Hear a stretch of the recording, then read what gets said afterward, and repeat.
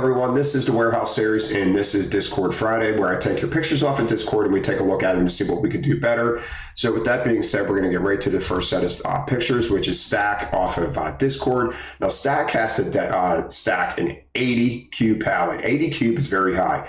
Ours are 64 cube right now. We were a little over 70 cube at one time, and the pallets were getting too big where they could not fit them in the truck, so they kept lowering the cube. Now, when you have a 80 cube pallet, turning cases on their sides, how I tell you I can't stand it, it almost goes,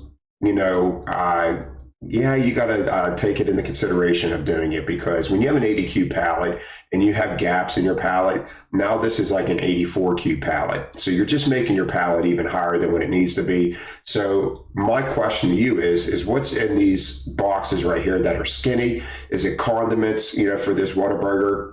Is it frozen patties? I don't know. I can't tell just by looking at it. But if it's something that is not going to break, I say 2 of these skinny cases could have fit right here on top of each other inside the gap. If they're not fragile cases that could be turned on their side with no pressure. Remember, when we put these cases in the side, there's not going to be any pressure on them. All right, we can squeeze cases in without putting pressure on them. But imagine taking 2 of these cases and sliding them in here. Now this whole entire column drops down 2 cases, and it's going to be saving us a lot of height. These 2 paper things here, they got the bands on them. I don't know. I don't know what's in them by looking at them, but could they have fit right here on top of each other on its side, and then with no pressure on them? So if it was just those 2 paper cases right here on their side, would it have made it without crushing them and putting no pressure on them? Something tells me yes, it probably could have. And then once again, we could have dropped this corner down. So I think when you have an 80 cube pallet, you really need to focus on filling in every gap you possibly can. But other than that, your pallet is very well built. I mean, you're building it as the best of your ability. I just think we need to take a couple of these cases and turn them on their sides. All right, your second pallet I want to look at is this one right here. The one thing I noticed is that your oils have been coming a little bit later. So I'm guessing they're like mid-aisle of your first aisle that you're selecting in. So what I would do is, because I would rather have these oils on wood than on top of cases, because then you get this stilt effect going whenever you're building on top of cases, because we could take these 2 oils and stick them in here because it'll be in the gap and it's going to lean over and it's going to knock our whole corner over. So what I would do is all this product that you're getting as your base, I would stack it up the front of my pallet. Try, even if you have to get stomach high, stack on the front half of your pallet and save the back half of your pallet for these oils. And then when you get these oils, you can group them together and have them on wood. And if you don't get oil, let's say we're saving that spot for oil and we don't get it, well, then we just use it for something else. But I think, the gaps here, it's just, they can be prevented. I know you got bigger boxes, but by looking at this, they could definitely be prevented. This bigger flat box on the corner, I will not have put that there because we took up too much room and we left ourselves a small gap. So possibly, yeah, it's tough just by looking at a picture. But yeah, I mean, if something doesn't work out, especially when you have all big boxes coming, just throw that one case to the side. Throw it on your jack, throw it on your forks if you have a 1 pallet order, and try to go from there. But your pallets are nice. I mean, for the case sizes that you have and everything, I mean, guys, I tell you, I like arrows pointing up, but in this scenario, you really don't have an option. I mean, what are you going to do? So, but your pallets are really nice. I just think we need to eliminate the gaps. All right, your third pallet, I talk about this a lot on my channel, is wrapping tight.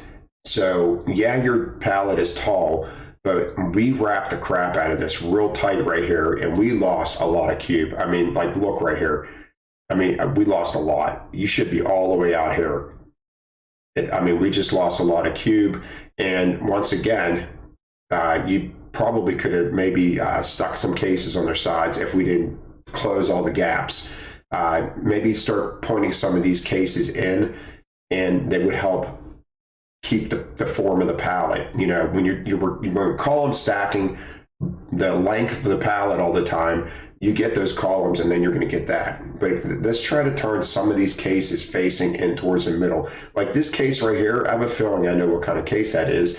And you put it back. It's a big flat case. Well, maybe that was the opportunity to go this way with it and then drop this green box down, and that would hold out our pallet. It would hold out the form of our pallet. I hope that makes sense. But when you're column stacking this direction and then you wrap it, you're going to get this every time. Try to face cases towards the middle when possible. This over here, the Del Monte, looked like it was a little too big to turn, but maybe even the KFC box could have been turned in. Yeah, I start turning cases in if you can. And then we just need to eliminate your pallets being more than 80 cube, because this is more than an 80 cube pallet. All right, guys, before we get to the next one, if you guys could subscribe to the channel, I'd really appreciate it. I promise you it's not that hard to click the thumbs up button. I can't get anyone to click thumbs up. If you want to click thumbs up, I really appreciate it. Discord in the description below. Click that link. Come on over. It's free. Post your pictures over there, and we're going to help you out next. All right, so the next person we're going to look at is Ted. Ted posted a couple pictures over on Discord. We got some dry product here. I love it. I love exactly what you're doing. Look at this base. All the way up to right here, even up to the oats. I mean, it's just solid base, guys. What do I say? You build a nice base and you could get away with columns. Even though we tied in a little bit up here, but look, column. But all of this is tied in. Tie in your base. Even though we're column stacked down here, we took an opportunity to tie it in. I told you sometimes all what you need is just one layer to tie it in. That is a solid base. We got nice heavy cases pointing towards the middle of the pallet. You don't see the Gatorades go in this direction, do you? No, everything is pointing towards the middle of the pallet because that's the strong point of the pallet. Ted, I don't know if you were building like this before you started watching me, or if this is how you built. Please let me know in the comment section below. Let me know if you're following my teachings or if this is something that you were doing before you even started my channel. But I love the way you construct this pallet, guys. Pop-Tarts are one of the boxes you could put on their sides, especially up higher. It's not going to hurt anything. If it's lower on the pallet, just make sure you're throwing a bunch of paper towels and stuff on top of it, not weight. But when you're midway on the pallet, we're throwing lighter product on top of it. It's all right on its side. But now if I was throwing heavy cases on top of it, it would not be on its side. All right, once again, we're going to take a look at Ted's second pallet. Canned goods going on here. We got salad dressings in the middle. Look at this, guys. Cases facing in. Cases facing in. Skinny cases right up the middle. Man, does this look like one of my pallets or what? Is this what I would do? This is what I preach on this channel. This is exactly what I preach on this channel. When you point cases towards this middle part of this pallet, it's the strongest point, and you're going to get nice, strong pallets. Once again, Ted, leave in the comment section below. Is this because of the way I'm teaching on here, or were you already doing this? I'm curious to know. All right, the next pallet is Trevor. Trevor, you're definitely, like I said before, you're building good pallets. You got the produce going down, coming in nice and strong. And then we got all of our small cases in the middle. The only thing I would say with this row right here, the reason why it's still rocking out, the bags, if you have to do bags, now I can't tell if you have two bags down here or if you're standing that purple bag straight up again. If you're standing the purple bag, the onion straight up again, quit doing that, lay it down.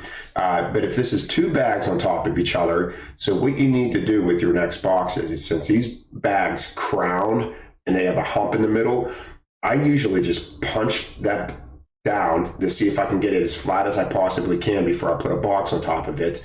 And after doing that, you don't want to put the case right on the end of the bag. You want to sort of set it back and put it on the hump of the bag. That way you're balanced in between there. I think your column keeps falling out because the bags dip down at the end and you're stacking the case all the way to the end, so it's leaning. Put the case like right on the crown of the bag. And I think we will eliminate this middle column from falling over. Watch your corners. Remember, we always want to worry about our corners first. So I like how you kept your wet products together though. But yeah, and if you have a broken board, it looks like you might have a broken board down here and your case is leaning. That is where you might want to center it on the two boards. So you might not be all the way to the edge of the pallet, but sometimes you've got to compromise. You know, if you have a broken board, I would have shifted it over, balanced it, and then brought my next case back over a little bit. But it's not horrible, but we definitely want to worry about our corner. So even if you had this gap, it's just a matter if you had a skinny case You know, even if you have one over here, a skinny case, just slide it in there. Remember, because you have a skinny gap like this, before we even got our lettuce, let's say we had that small gap and you're not getting that case to come up, just look on your pallet. See if there's a case on your pallet that you could use for that corner. Because remember, our corners are everything. We want nice, strong corners on our pallets, and that is not giving us a strong corner. So look for a case that's already on your pallet and stick it in there and call it a day, as long as it's even with the black case or a little bit higher. All right, the next pallet is Aria. Once again, I see you do have hand wrap, and that's a great thing to know, because wasting time on those wrap machines, I told you on your on the previous video that I did with you that the wrap machine is just taking too long, in my opinion.